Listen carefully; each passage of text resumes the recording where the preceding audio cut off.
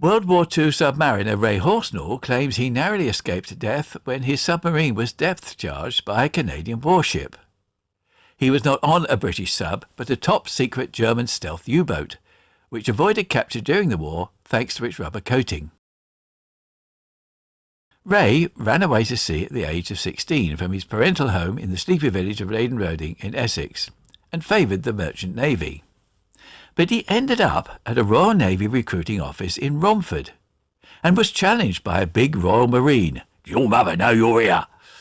Ray made no reply, but later it was a shocked mum who opened up his call-up papers.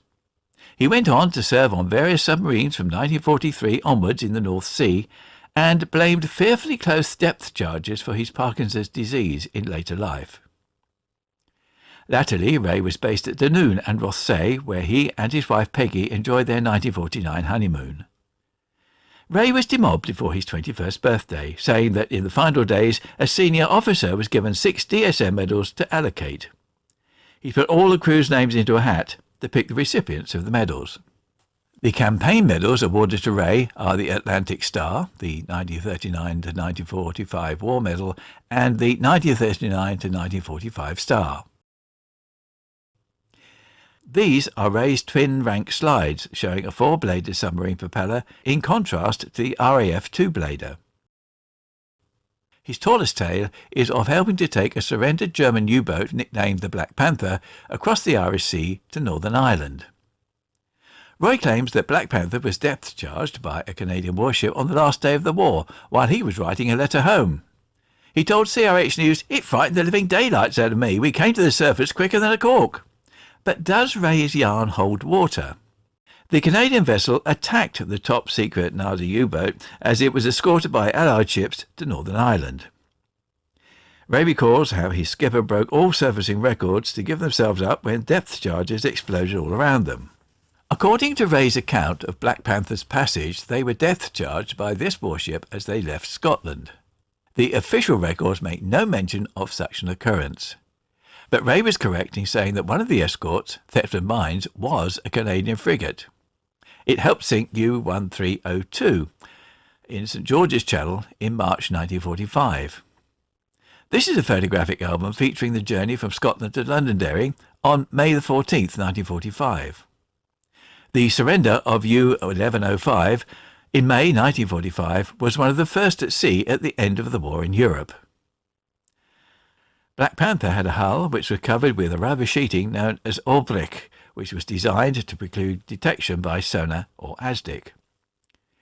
In accordance with capitulation terms, it surfaced and broadcast its position to the northwest of Ireland at 9:07 on May the 9th, and was located by an RAF Coastal Command Liberator at 12:34. Shortly afterwards, a Sunderland flying boat arrived overhead, instructing the U-boat to head on the surface for Loch Eriboll in the far northwest of Scotland. That was where the small arms and other explosives were removed, and Royal Navy armed guards placed on board. U-1105 arrived at the entrance to Loch Eriboll on May the 10th, where it was met by HMS Conn, which provided a boarding party prior to the U-boat entering the loch. After being processed at Loch Eriboll, it was escorted to Loch Elsh near Skye on May the 11th. The principal role of the small Royal Navy party at Loch Elsh was the removal of the torpedoes, as well as taking the majority of the Germans into captivity. All the U-boats went through this process before they could be taken to Leeshallie in Northern Ireland to await the decision about their ultimate fate. German officers and men were removed, except for a steaming party, which consisted of the captain, the engineer officer, one executive officer, and 12 men. As soon as the torpedo compartments were pronounced clear, the torpedoes were disembarked. Within the first 54 hours, the 8 U-boats were cleared. These were U-293, 802, 826, 1009, 1058, 1105, 1109 and 1305. They then took part in Operation Commonwealth, which entailed sailing a convoy from Loch Elsh to Leeshallie, together with a representative escort from the Royal Navy's Western Approaches Command. This was in support of a public ceremony which the Commander-in-Chief, Admiral Sir Max Horton, arranged to take place at Leeshallie on May the 14th. so Max accepted the formal but staged surrender of the 8 U-boats, which had been the first to arrive.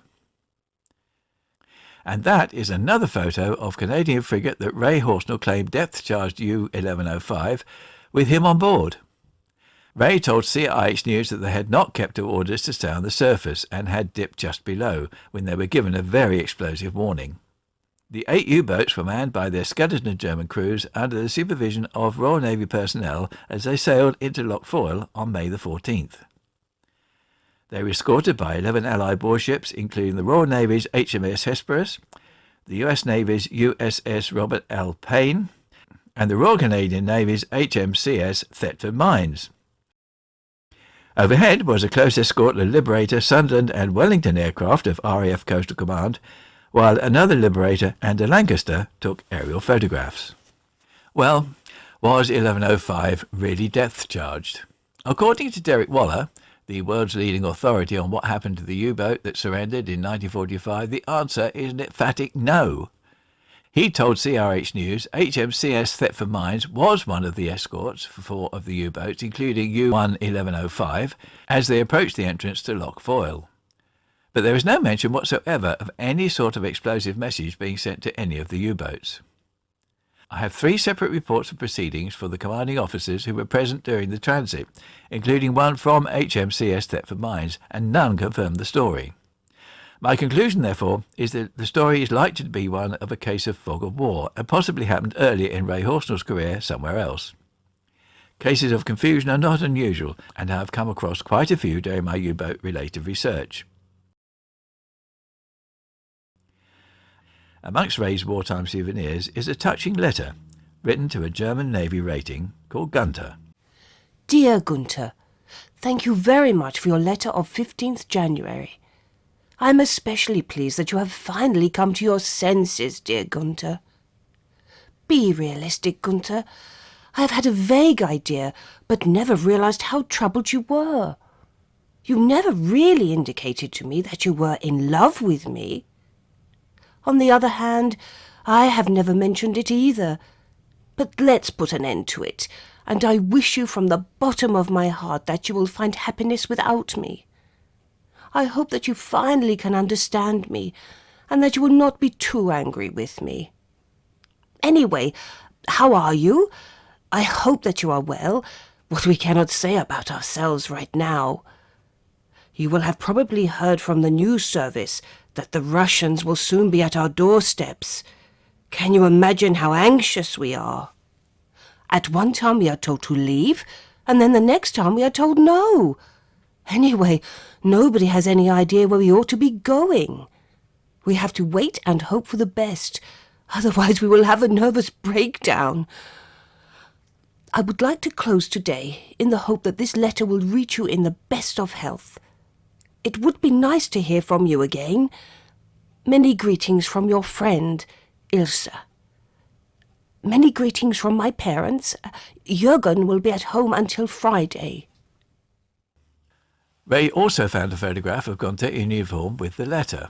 They were discovered by Ray in a German rescue buoy, pictured here, which was designed to provide shelter for downed air and sea crews in the English Channel. They were routinely checked by the Royal Navy to see if friend or foe was sheltering. What happened to Gunther and Isel after the war is not known.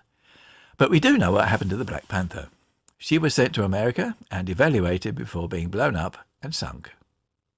The secret sub has since been rediscovered by divers and is now a popular wreck for visitors who take the plunge.